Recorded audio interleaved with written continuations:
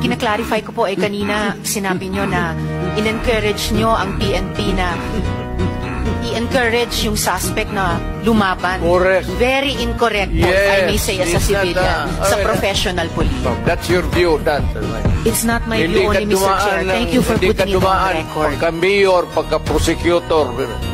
Ako, alam ko, dumaan ako, prosecutor, mayor, presidente, alam ko ang trabaho ko.